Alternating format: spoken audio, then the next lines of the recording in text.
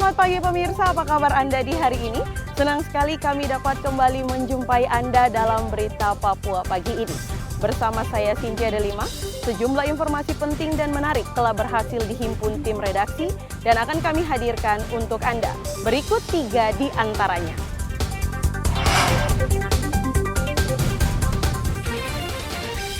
Dua nelayan yang tenggelam di Timika akhirnya ditemukan di perairan Dobo.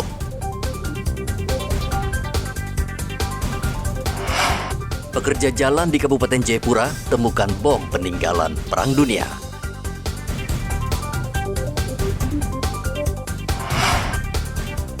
Kawasan konservasi bakau Entrop rusak ditimbun karang.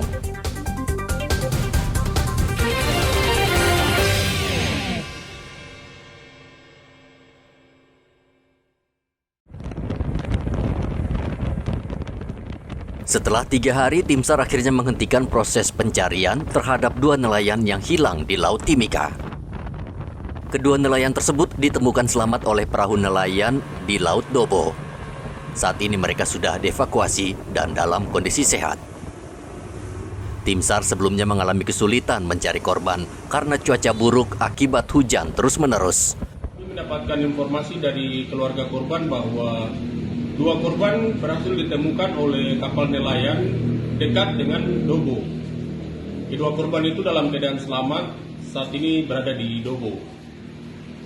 Sehubungan dengan ditemukannya 2 korban, maka kami Basarnas mengusulkan untuk operasi SAR ditutup.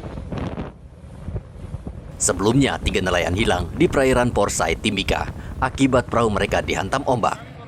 1 korban diselamatkan perahu nelayan, sementara 2 nelayan lain selama 3 hari terapung di tengah laut dan akhirnya diselamatkan perahu nelayan di perairan Dobo, Maluku Selatan.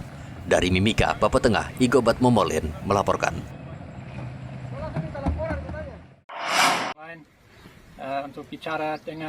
Polda Papua tetap pada pendirian untuk tidak memberikan uang tebusan kepada kelompok separatis pimpinan Egyanus Kogoya.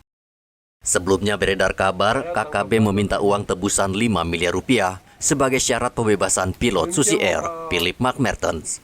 Namun isu permintaan uang tebusan itu dibantah Egyanus yang tetap menginginkan Papua merdeka. Kapolda Papua Irjen Matius Fakiri berkomitmen untuk tetap membebaskan pilot berkebangsaan Selandia Baru melalui jalur perundingan. Matius juga tidak menutup kemungkinan mengabulkan permintaan KKB, namun tidak lebih dari 5 miliar rupiah. Kapolda dengan pejabat bupati yang lama dengan DPR. Pembicaranya kemana?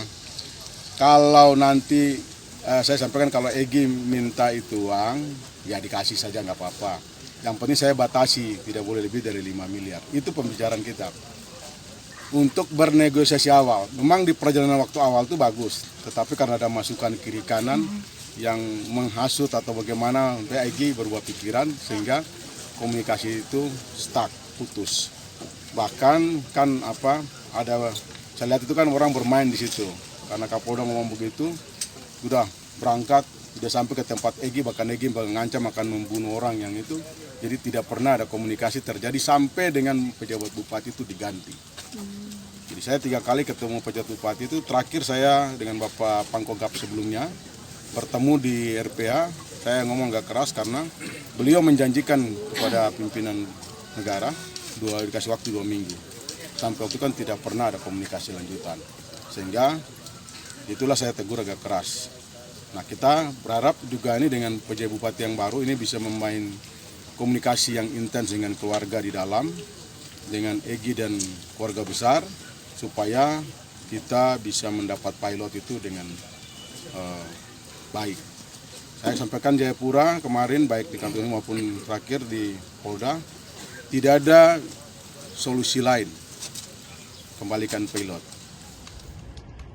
Sebelumnya, Presiden Joko Widodo meminta aparat TNI dan Polri tidak menggunakan kekerasan dalam membebaskan pilot Susi Air.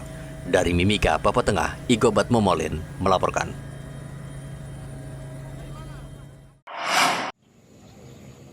Bom udara peninggalan Perang Dunia Kedua seberat 250 kg ditemukan di kompleks perumahan dinas Lanut Silas Papare, Jayapura.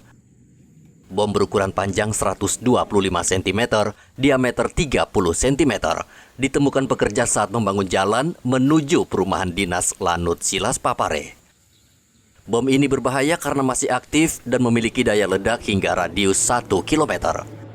Dan Lanut Silas Papare Jayapura, Marsma, Dadan Gunawan menduga bom tersebut milik pasukan sekutu karena lokasi bom ditemukan adalah bekas markas sekutu pada Perang Dunia Kedua. Itu makanya sekitar sini, ya. Ini kan tadi kan mau dibuat jalan lahan sini. Ini kan belum ada jalan untuk perumahan ini. Nah, pas saat pembersihan menggunakan beko mendapati bom inilah yang bom sebesar kurang lebih panjangnya 1 meter dengan diameter 30 cm. Jadi ya diperkirakan dengan panjang segitu dengan diameter itu kurang lebih beratnya 200 sampai 250 kg bom udara ini.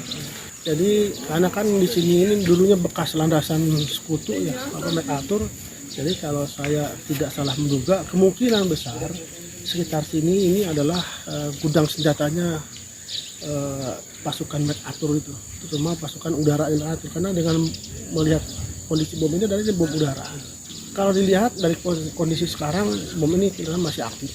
Cuma ini kan bom bom stok yang belum dipersiapkan untuk dipakai, jadi masih karena pinnya belum terpasang, fuse-nya masih tersegel. Bom udara itu langsung dimusnahkan oleh tim Densipur Kodam. Arthur melaporkan dari Kabupaten Jayapura, Papua.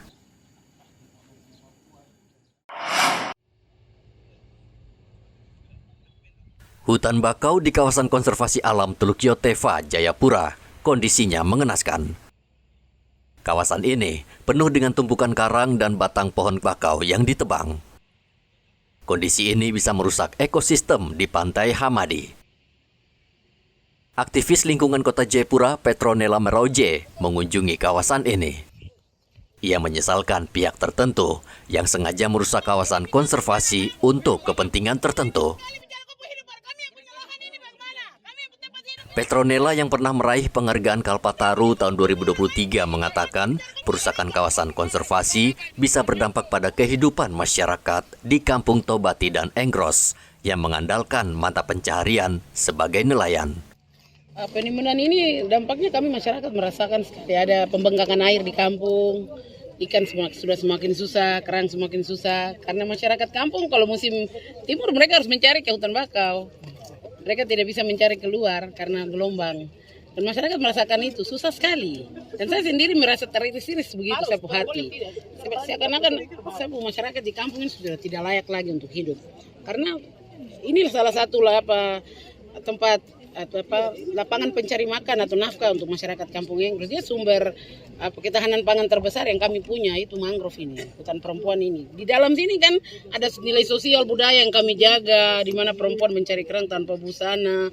Di sini juga kami jaga supaya jangan hutan ini ditebang supaya bapak-bapak bisa cari ikan dengan baik untuk kasih hidup keluarga di sana.